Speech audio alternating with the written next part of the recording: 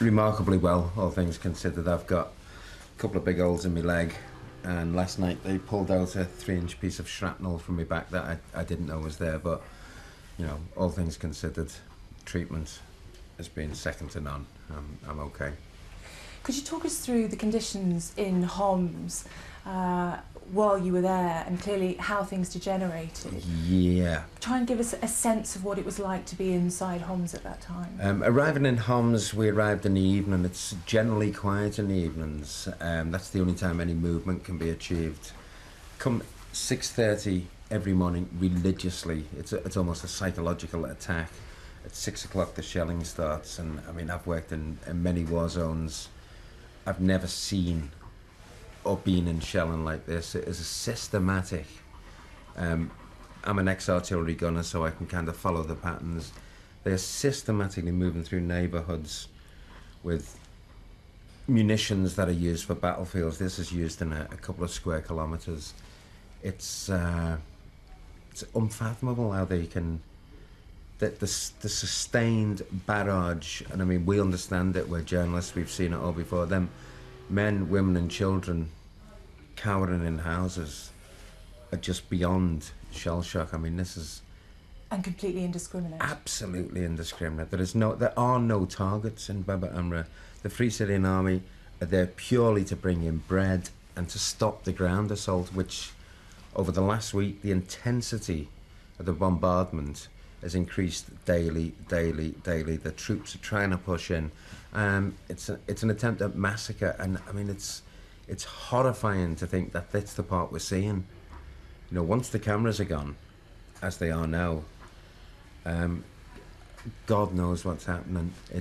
Any talking now is too late.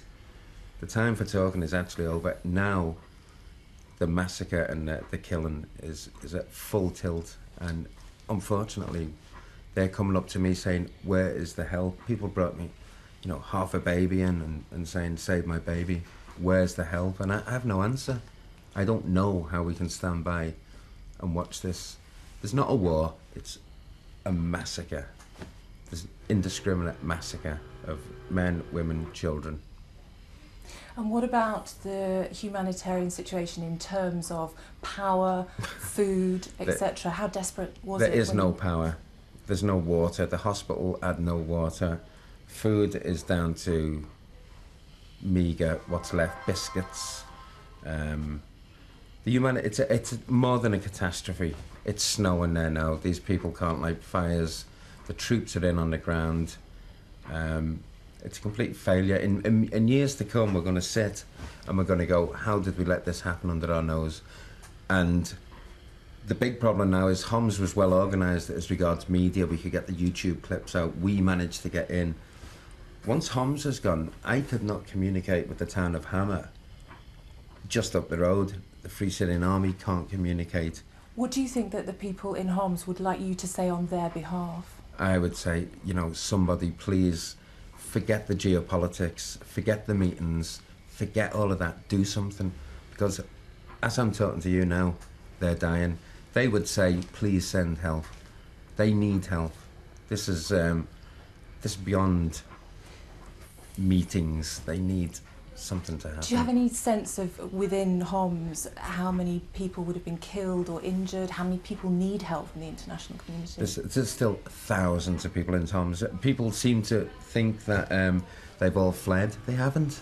They're living in bombed out wrecks. There are children 6 to a bed, rooms full of people waiting to die. They're waiting to die, and they see no relief. They see nothing other than waiting for the moment the soldiers come in or the shell comes through the door, and it's happening. It's not an imaginary thing. We were there and they came in and gave us daily reports.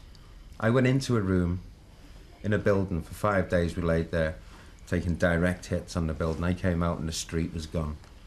It was like Grozny, and in every one of them houses there were people. If I may, what would you like to say in tribute to your colleague Marie Colvin, who sadly died in a missile attack on the house you were in? Marie was a unique person.